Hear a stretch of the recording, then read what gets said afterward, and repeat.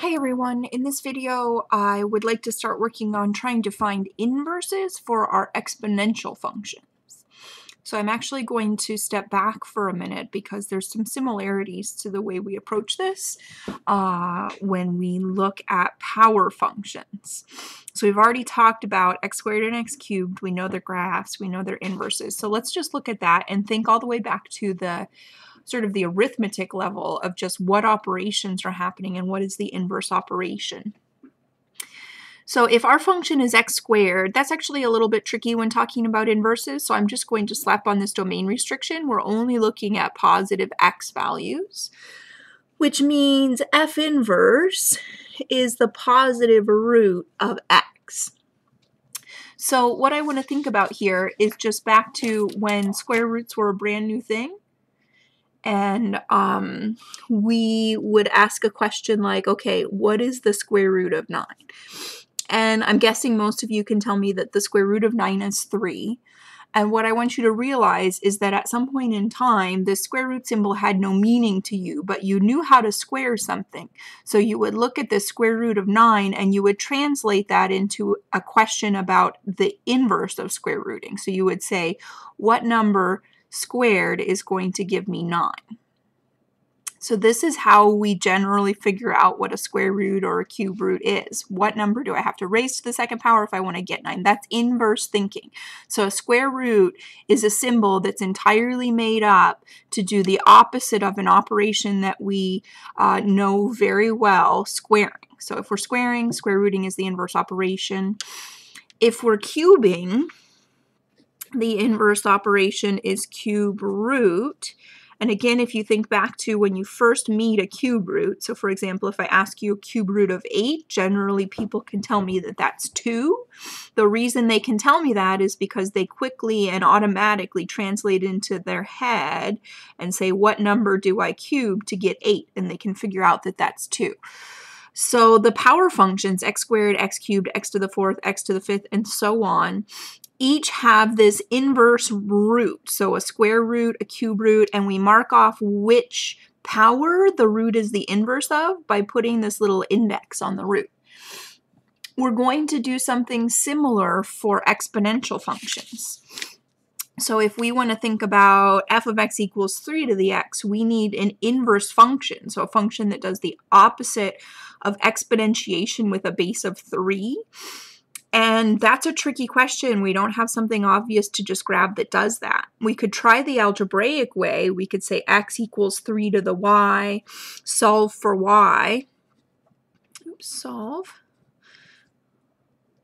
But I immediately get stuck for the exact same reason. I don't have something handy that we've worked with that gets variables out of exponents. So that's what we need to work on right now. How do we get variables out of exponents? What operation and therefore what function is going to be the inverse of exponentiation? So basically, we're just going to define a symbol that represents doing the opposite of exponentiation, and we're going to figure out some of the details about this function, some of the rules it follows. And unfortunately, we don't just get to decide this for ourselves. Somebody's already done it for us, just like the square root and the cube root. The inverse operation of exponentiation is called taking the logarithm. We'll abbreviate that big awkward word just to plain old log. So taking the log will be the inverse operation for exponentiating. We have some details to sort out with this. One is that exponential functions can have all sorts of different bases. So just like our power functions, we had a square and a cube and a 4th power function. So we need a square root and a cube root and a 4th root, a root that will undo each power. And we need a way to indicate on our square root symbol which power we're undoing. So we used an index above. For logs, what we'll use is a little subscript. So right here, log base b of x is the log that will undo exponentiating, raising b to the x power. So this log will undo exponential statements with a base of b. So subscript written next to your log tells you which base you're inverting. Little side note on this one, we can't choose any old base we want for an exponential function. If we really want it to be part of that family, we've named exponential functions. So exponential functions are supposed to have positive bases that are not equal to 1. And because we are defining logs to be the inverses of exponentials, they should follow the same rule. The base on a log function should always be greater than 0 and not equal to 1. Okay, so there's some of the details. So this is a starting place. This is your number one really big, important detail today. All the details are good, but this is a big one. We have an exponential statement and a log statement that are entirely interchangeable. And this is what allows us to start trying to make sense of what logs really do. So if you can say that your exponential function inputs an x, exponential base b, inputs an x and outputs a y, then a log base b should input the y and output the x. So this is just saying, as usual, that with inverses, the input and the output are reversed.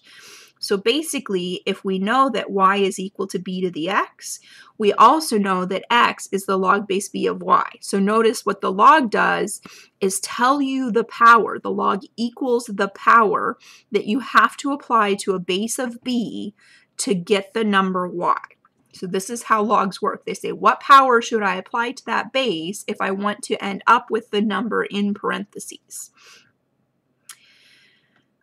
Couple more details in this intro video. There are two logs that don't follow the usual rules about notation. So if I wanted to write down the inverse for a log base 5, let me say that the right way. If I wanted to write the inverse for y equals 5 to the x, it would be a log base 5 of x. But we have two, common log and natural log, that we use all the time that don't actually use the exact same notation. You'll still see the log for common log. Common log is the log that will reverse exponentiation with base 10. So you would think we would write that log with the subscript 10, but we don't. Which means if you see a log with no subscript, that you should automatically assume that it has a base of 10, that it's talking about raising 10 to different powers. And if you're trying to write down log base 10 of x like this, you should stop yourself and not write a base on it at all. This is also a good one to be aware of. This one generally shows up on calculators. So if you're using a TI, I don't know if this is very easy to see, but the fourth button up over here is plain old log log. That is the common log button.